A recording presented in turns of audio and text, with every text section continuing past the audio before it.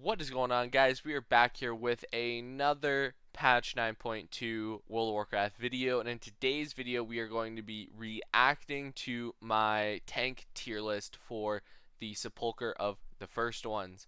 Now, a couple months ago I came out with a tier list on the tanks and what I thought which ones were going to be the best based off of a whole bunch of different factors. Go check out that other video if you want to hear my reasoning for all of them. But looking at my tier list, this is what it is on the screen right here in the video. I got a lot of them right. I got a decent amount of the tanks right in their positioning. So the main two, obviously, that I thought were going to be the best was Blood Death Knight and Prot Paladin. And I was not incorrect about that. When we go through the top three guilds later on, we'll see what tanks they used for a lot of their kills. And Blood Death Knight and Prot Paladin were both used a fair amount. Where I went horribly wrong was Prot Warrior. Now, I thought Prot Warrior was going to be really good because Rallying Cry is such a good buff. And obviously for Mythic progression, any buff that gives you 20% increased max health is crazy good. I also thought, they bring a decent amount of damage, especially when you're progressing on Mythic. Execute phase is generally the most important phase. So if you don't have to bring a class for a raid buff, you bring a prot warrior because they're pretty tanky. They have a lot of mobility. They bring battle shed if the DPS warriors are bad, which turns out they were really good, and I'll show that a little bit later in the video. And yeah, so I'm gonna go through at the end of this and re-rank the tanks based off of what the other guilds were using. But as it stands, Prot Warrior, bad decision. Now, Brewmaster, surprisingly, is S tier, or number one. I thought Brewmaster was going to be good. I know it was going to be good. I currently play Brewmaster, and it's very strong. But I didn't think it was going to be as good as it was. A big reasoning for this is how bad Windwalker currently is, because you need to bring Mystic Touch, right? So you're going to bring Brewmaster to a lot of fights because Windwalker is really bad. Now, Windwalker's pretty good on some fights like Anduin, maybe, Zymox, it's pretty good if you're sending them over to the platforms and during the intermission phase. P4 of, P3, P3 of Prototype Pantheon, it's really good when you get 4 target cleave.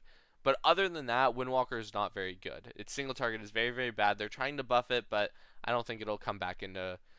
I don't think it'll come back into being a meta class. So as a result, Brewmaster was in for, I'm pretty sure, every single world first kill a Brewmaster was played, which is really good to see for me personally because I'm a Brewmaster fanatic. So Brewmaster obviously would jump up to number one. When I do my re-rankings later on, you'll see that. Guardian Druid and Vengeance Demon Hunter, they were fine. I think they would have probably been brought over Prot Warrior if they had to make that decision. Guardian Druid was doing ridiculous damage. It's in the same boat as Windwalker Monk, where any fight where there was more than 5 targets, you could bring a Guardian Druid, and with their 4 set, they would crank. They would do tons and tons of damage, but other than that, their single target is kind of lackluster.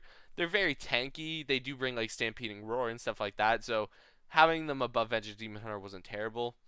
And Havoc Demon Hunter is a pretty good DPS spec right now, so you're not going to be bringing Vengeance. Darkness is really good for Havoc as well, so Vengeance is still a little bit lower on the list. Now, if we go to, let me pop it up here. If we go to the top 3 kills, we'll go to Echo right now. So if we go to Echo, their first, they started out a lot of their progression with Brewmaster, Prot Paladin, and we saw that for a lot of guilds. Brewmaster, Prot Paladin, they did Sausage, Brewmaster, Prot Paladin, Zymox.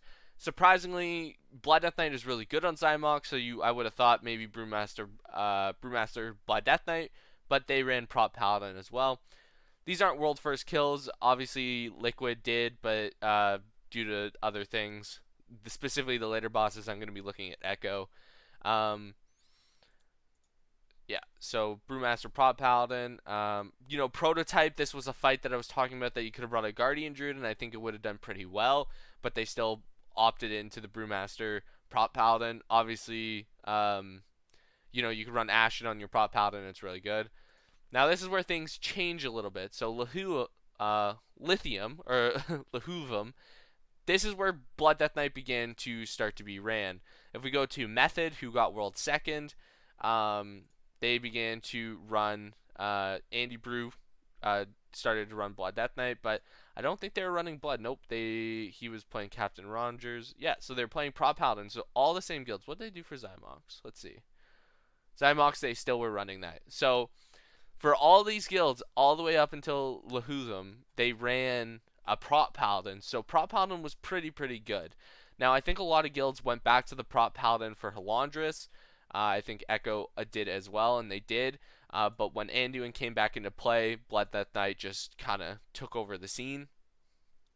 And for some reason, Blood Death Knight just stayed in the meta all the way up through the Jailer. And I think that has a lot to do with the 4-set in making them super tanky, basically unkillable. And for the most part, even like Pieces, who got World 3rd, they did something similar. Yep, so they had the Blood Death Knight on Lithuum, and they still had the Prot Paladin, right? And then Halandris, they ran back to the Prot Paladin, just because it's, tanky, has a lot of off-healing.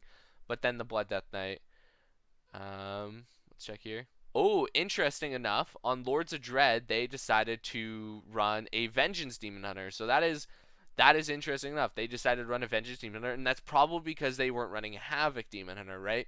So Lords of Dread was one of those fights where, well, I guess, yeah, they did bring the Windwalker Monk. Most guilds decided to bring the Brewmaster because you're running such heavy melee. The 4 warriors, 4 survival hunters.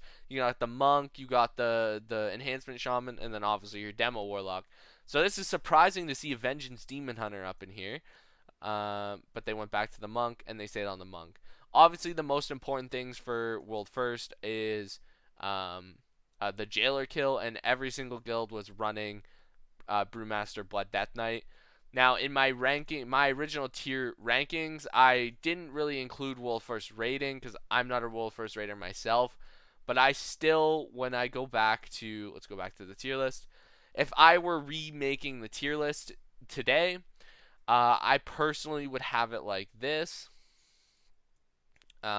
Bring this down, bring this up, bring this here.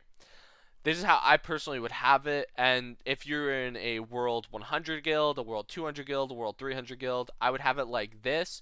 If you're specifically looking at meta tanks, like once you can play any tank, that's the important part. Like you could run Vengeance Prot Warrior and be perfectly fine. So, but if you're looking at specifically what would be the best tanks, this is how I would re-rank it. Main reasoning is Windwalker's not that great. So you're going to need Mystic Touch, which brings Brewmaster up, plus their damage is really good, their survivability is really good, they're really tanky and everything like that. And then a ton of fights have Mass Grip potential. Once you start getting into the more difficult fights, Mass Grip is really good. Zymox isn't that difficult, but having Mass Grip is really good on that fight. Lahulum, Anduin, and then you start getting into the tougher fights like Lords of Dread and Lords of Dread, Raglan, and the Jailer, where like abilities like AMZ are really strong and things like that. Obviously, Prot Paladin is also really good. I would say these 3 are miles ahead of these 3 in terms of how strong they are in the raid. But yeah, that is my rendition and my reaction to my own tier list that I made a couple months ago. Check that one out if you haven't seen it. Go make fun of me for my Prot Warrior prediction, but I'll see you guys in the next video. Peace out.